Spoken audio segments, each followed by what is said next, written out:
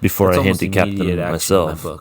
I'm pretty accurate with what Vegas is coming out with on most all of my lines, as I am every week, within a point or two at the most. Have any evidence coming out with dead on with what Vegas is thinking, except for a couple games. These two games stand out the most. And that's how I know right into the first one. Vegas Chargers is totally the Raiders. Messing with the lines Chargers because of the favorites. emotional bets that are going to be coming out of it. Win by 3 points. Saints again with a 6-point spread. I've been on the Chargers bandwagon for it's going to be a lot more than I got them winning by 14. Close, and whether or not that's a real and true spread or not, dragging down it's going to be a lot more than a one-score when it comes to handicapping for the perspective. Saints. But those two lines being sound and skillful manipulated on all sides of the ball to anticipate the wave of bettors that are going to be betting against them. It's a good opportunity to exploit those lines where they're at right now. So those are the first two, and this is a great opportunity that pops up this week because of the way the game went down on Sunday. What I've been thinking about them with the upset.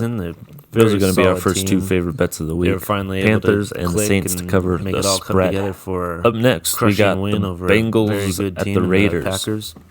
We got them. We're going to take over the Raiders Bengals by to 10 cover points. the spread. This it's just incredibly high at 10 points. The Chargers just have a leg right up now on the Raiders on against the all team, the Raiders that field. Hasn't shown themselves to be defense, running, consistent, predictable, passing. or even it's a for sure adequately good in our books. In any of their games. -3, and I know the Bengals are winless. They're not doing good either.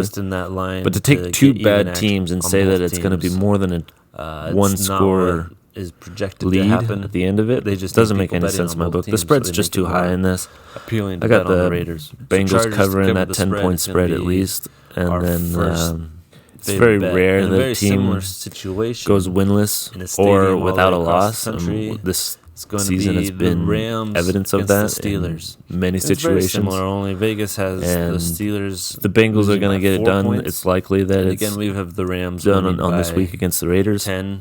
And get their first win. But if not, I think it's going to be pretty close. Rested and ready to play a team that has not been very consistent, which would be good enough to cover that spread this year. So there you have it. And then Panthers, Saints, Bengals. 10. The Steelers are all also covering their spreads. Planning best of luck when it comes to gambling in week 11, everybody. Starting as he is. Let's talk about fantasy a little bit. And that's just if you want to know the best deals for your money when it comes to daily fantasy, go check out our rankings page at knowtheodds.net. It's going to be our second favorite bet of the week. Look at the fantasy rankings page. So in the quarterback position, we're going to pick Nick Foles to be our deal of the week. There's not a lot of stats on him this year so far. I'm excited. He got injured early in the season. We actually have a couple money line bets coming up, and we don't get those too often. One or two. They're my favorite.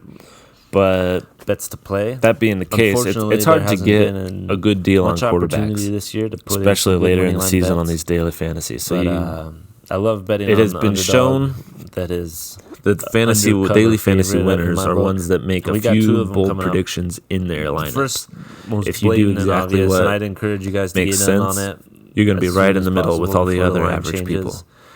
You got to make a few bold picks. Browns are the current favorites right now. Putting Nick Foles in your lineup by 2 points is one of the safest bold picks of the week. Pretty good turnout on a money line. He's listed at 7,000 FanDuel, and that'll give you plenty of cash to put on some of the other big players, the less risky players that are going to get you in this game.